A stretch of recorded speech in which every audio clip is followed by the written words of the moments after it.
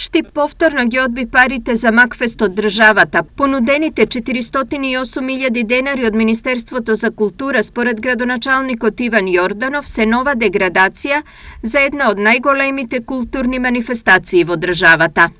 Срамно е ова што се случува и годинава го потврдува она кое што го комунициравме претходно Министерството за култура, дека штипјани се казнети само затоа што на последните локални избори гласаа против Социјалдемократскиот сојуз.